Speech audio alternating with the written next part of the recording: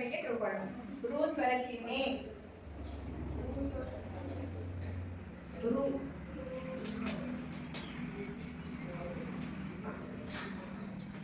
ರು ಸ್ವರ ಚಿಹ್ನೆ.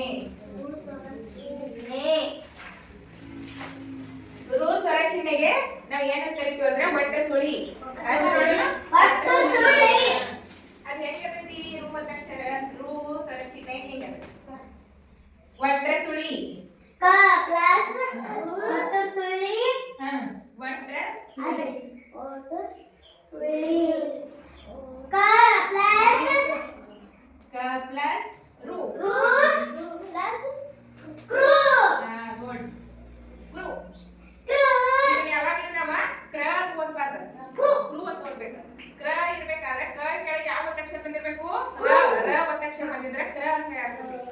ಇದು ಕ ಕೆಳಗ ಯಾವ ಸ್ವರ ಚಿಹ್ನೆ ಐತಿ?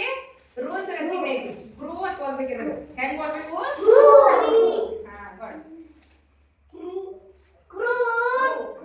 ಏನಂತ ಕರಿತೀವಿ?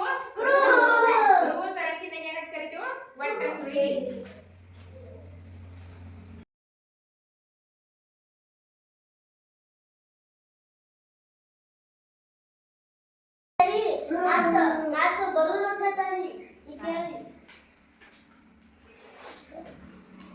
ಇವೆಲ್ಲ ಯಾವ ಸ್ವರ ಚಿಹ್ನೆಯ ಗುಣಿತಾಕ್ಷರಗಳಿವೆಲ್ಲ ರು ಸ್ವರ ಚಿಹ್ನೆ ಇರುವಂತ ಗುಣಿತಾಕ್ಷರಗಳು.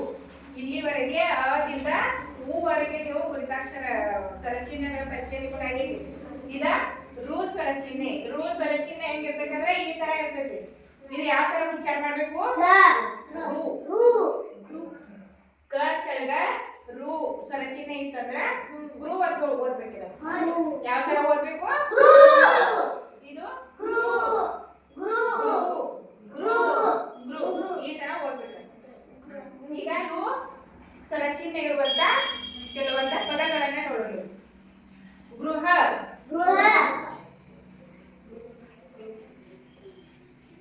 ಇದು ಗ್ರಹ ಅಂತ ಯಾವಾಗ್ಲೂ ಗ್ರಹ ಅಂತ ಹೇಳಿ ಓದ್ಬಾರ್ದು. ಗೃಹ. ಇದು ರು ಸ್ವರ ಚಿಹ್ನೆಯ ರು ಸ್ವರ ಚಿಹ್ನೆ ಇದು. ಅದಕ್ಕಾಗಿ ಗೃಹ ಅಂತ ಓದ್ಬೇಕು. ರ ಒತ್ತಕ್ಷರ ಅಲ್ಲದ. ಗೃಹ. ಭೃಂಗ.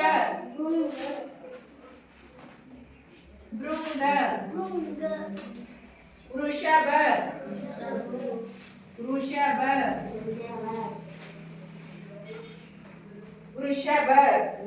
ಹೃದಯ.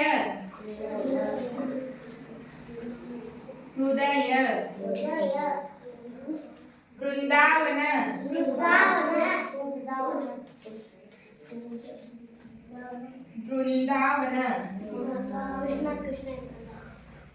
ಕೃಷ್ಣ.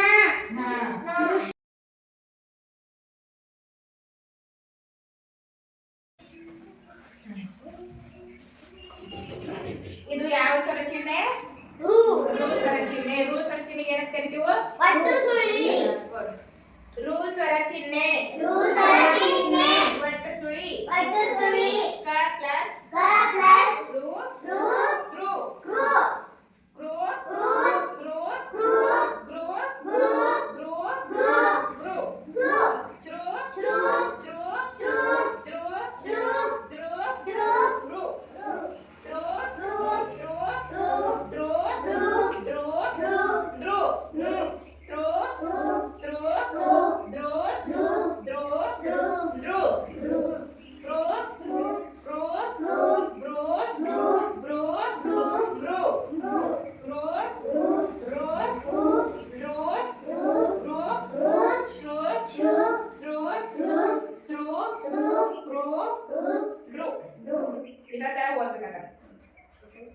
ಗೃಹ. ಭೃಂಗ. ವೃಷಭ. ಹೃದಯ. ಬೃಂದಾವನ. ಋಷಿ. ಕೃಷ್ಣ. ತೃಣ. ಕೃತಿ.